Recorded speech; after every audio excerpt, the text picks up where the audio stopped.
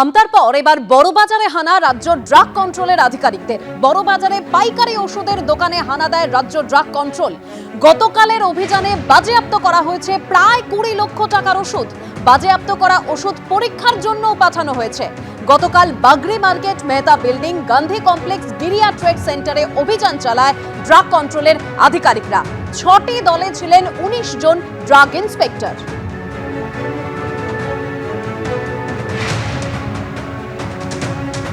আর এবার ই-কমার্স সংস্থার 14 কোটি টাকার ওষুধ হাতিয়ে নেওয়ার অভিযোগ। বারুইপুর থানার পুলিশের হাতে গ্রেপ্তার এজেন্ট। ধৃতকে জেরা করে মধ্যমগ্রামে তৃণমূল নেতার বাড়িতে গুদামের হদিশ মিলেছে। তৃণমূলের বুথ সভাপতির বাড়ির নিচে গুদাম থেকে উদ্ধার প্রায় 30 লক্ষ টাকার ওষুধ। তৃণমূলের বুথ সভাপতির বাড়িতে ভাড়া থাকতেন অভিযুক্ত ওই এজেন্ট।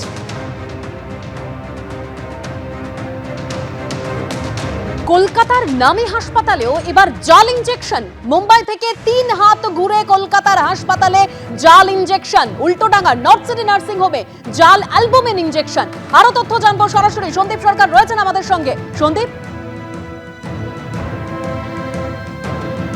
দেখো, সেন্ট্রাল ড্রাগ কন্ট্রোল আধিকারিকদের কাছে একটি ওষুধ প্রস্তুতকারী সংস্থার তরফে অভিযোগ জানানো হয় যে তাদের তৈরি নামী ব্র্যান্ড নেমের অ্যালবুমিন ইনজেকশন, সেই অ্যালবুমিন ইনজেকশন তা ব্র্যান্ড নেম জাল করে বাজারে ছড়িয়ে রয়েছে কলকাতার বিভিন্ন জায়গাতে। এই মর্মে অভিযোগ যায় কেন্দ্রীয় ড্রাগ কন্ট্রোল বিভাগের কাছে। কেন্দ্রীয় ড্রাগ কন্ট্রোল বিভাগ বিষয়টা দেখার দায়িত্ব দেয় সিডিএসসিও অর্থাৎ কেন্দ্রীয় ড্রাগ কন্ট্রোল বিভাগের পূর্বাঞ্চলের আধিকারিকদের।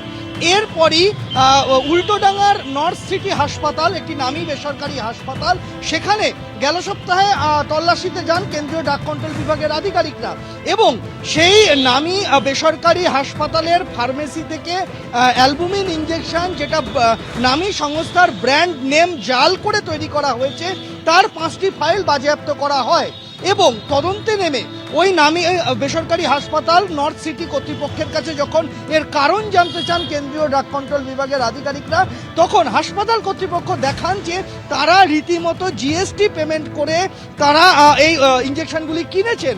কার কাছ থেকে কিনেছেন? তারা কিনেছেন বেলেঘাটার একটি ডিস্ট্রিবিউটার, ওষুধের ডিস্ট্রিবিউটারের কাছ থেকে এটা কিনেছেন তারা, এবং তার রসিদ রয়েছে।